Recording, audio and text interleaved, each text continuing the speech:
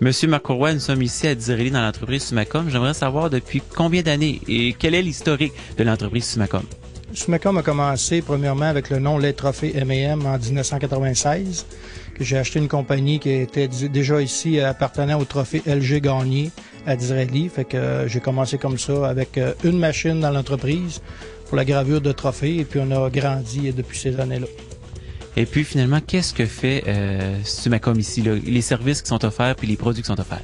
Premièrement, les services offerts, il y a beaucoup de gravure au laser, gravure au couteau, gravure au diamant, de la sublimation, c'est un procédé d'encre dans le métal. Après ça, on fait beaucoup de broderie aussi.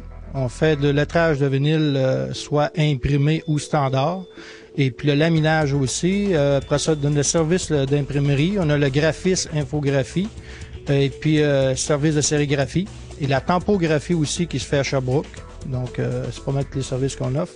Et puis, en items promotionnels, c'est les produits qu'on offre. C'est à peu près tout ce qui touche aux vêtements, aux items écologiques, ces choses-là. On en fabrique, on en achète et on en identifie aussi de tous les genres d'items. Et quand vous parlez de Sherbrooke, vous avez un pied à terre dans la ville de Sherbrooke? Oui. À Sherbrooke, nous autres, on travaille avec une compagnie ISE Estampage de l'Estrie. Eux autres, ils fabriquent toutes les lames de patin, autrement dit Bauer. Et puis nous autres, on identifie directement dans l'usine la lame de patin Bauer. Fait que j'ai quelqu'un là-bas avec une machine automatique là-bas aussi qui s'occupe de tout ça.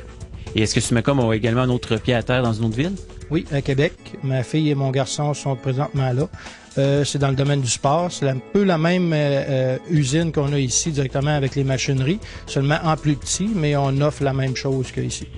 Et donc ici, dans le fond, c'est un peu, je dirais, le général, dans le fond, les objets généraux que vous pouvez offrir. Oui, ici, c'est à peu près tous les domaines d'identification qu'on a ouverts, qu'on a comme 7-8 sortes d'identification spéciales qu'on peut faire par ici. Et qu'est-ce qui distingue un peu, je dirais, Sumacom des différents concurrents que Sumacom pourrait avoir?